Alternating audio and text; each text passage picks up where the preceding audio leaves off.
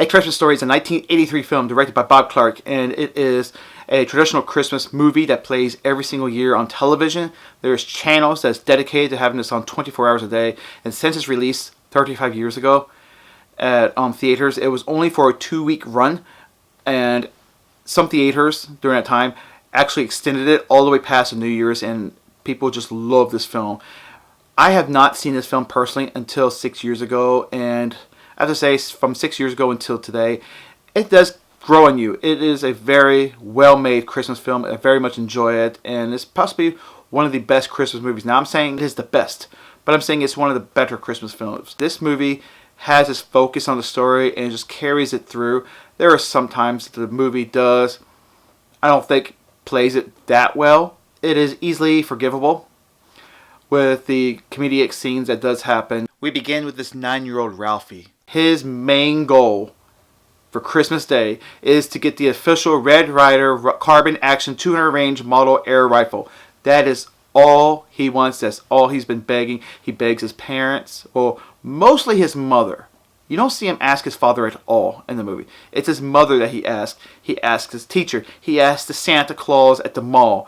And he lets his friends very much well known that all he wants is the Red Ryder BB gun. And that's what the whole movie, basically, the whole premise is about. Every time he asks people and he tells people about this, the only response he gets back is, "You'll shoot your eye out." That has to be a very annoying thing, because you're telling someone what gift you want, and sometimes you tell people why you want it, but they always deliver back a negative response saying that you can't have this. That's basically what they're saying. You can't have this gun, but he wants it. He follows his everyday life events that happens around school and so forth, all the way until Christmas Day. There's loads of people others can relate to. Some can relate to the old man, which is the father figure, the one who's just doesn't show his children that much love, but he does love them. The overprotective mother that always tells her kids that at the end of the day, everything's okay, everything's good, that all is forgiven type. You've got the annoying sibling, which I'm not going to name my brothers and sisters' names, but some of them has been annoying. I'm pretty sure they say the same about me, so no further comment on that one. Now I think about it, the more I watch this film, the more I do enjoy it. And it is, like I said earlier, one of the best films. If there's anything about this movie I did not care for, it was the dream sequences. The dream sequences was just, to me, not funny, and I really did not care for the dream sequences. But other than that, that's probably the only flaw I find in this movie. If you had to ask me what was one of my favorite scenes in the film, it would be towards the end, really. And it is when they are at the Chinese restaurant called Bowling. I'm not going to say too much. It's really going to crack me up. But it's when they eat at the Chinese restaurant on Christmas Day. That is possibly one of my favorite scenes, along with them changing the nuts and the bolts of the tire. They had to replace a spare tire, and he's timing himself to see how fast he is. That's another very great scene that I really do enjoy. On Christmas Day, when he wears the bunny suit, the deranged bunny suit. That's right. I knew I was forgetting something. Oh, isn't that cute? That is the most precious thing I've ever seen in my life. He looks like a deranged Easter bunny. He does not. He does too. He looks like a pink nightmare. I hope you're happy. Yep. This is it. This is the bunny suit. I hope you enjoy watching me in that bunny suit, because I am sweating all over and it is hot. And now it's hot for me wearing this suit, but I still have a review to continue.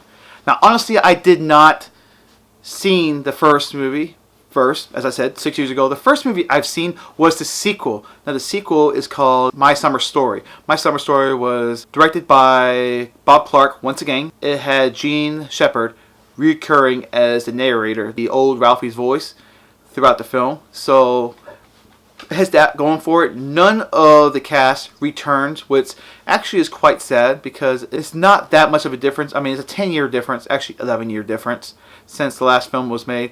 So it was been nice to see the cast return. The only person that does return actually on screen is the teacher. Miss Shields is the only one that does return to the film, and that's it.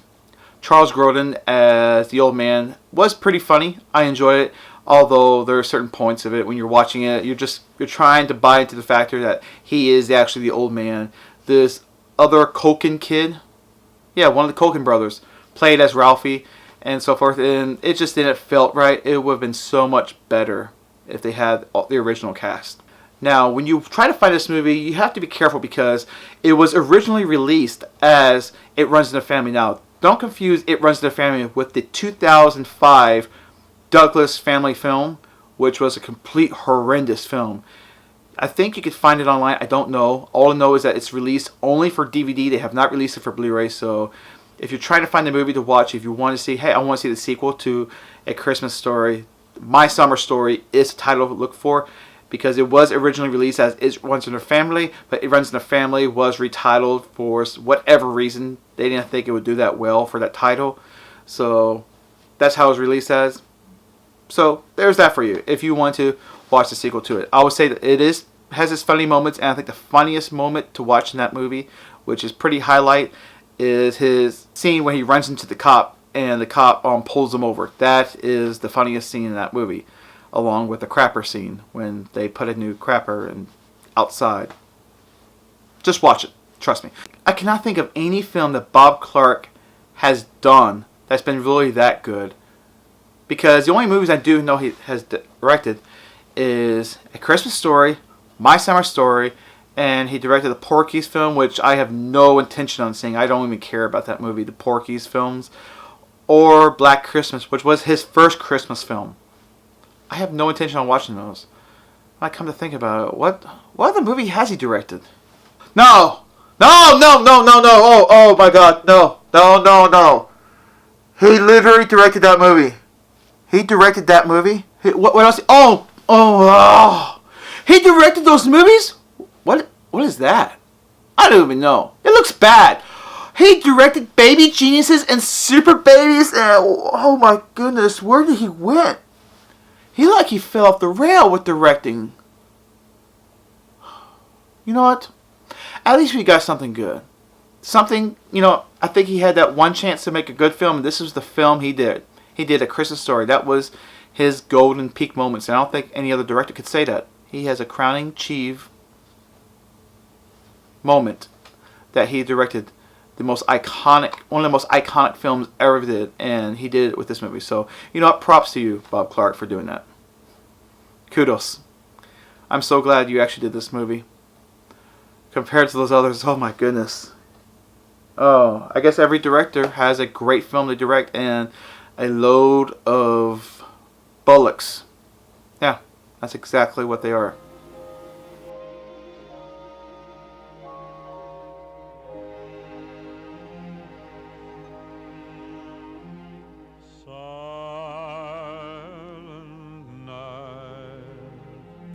I just want to thank every single one of you that have subscribed. You don't know how much this means to me. This is why I'm wearing the bunny suit, because I reached my 100 subscribers. And thank every single one of you. If you do wish to subscribe, please subscribe, share it with your friends, like this video. I greatly appreciate it. If you don't like the video, still give me a thumbs up. You don't know how much I appreciate that. And hopefully I'll get to see you around the next time. So until then, have a very Merry Christmas and cheers.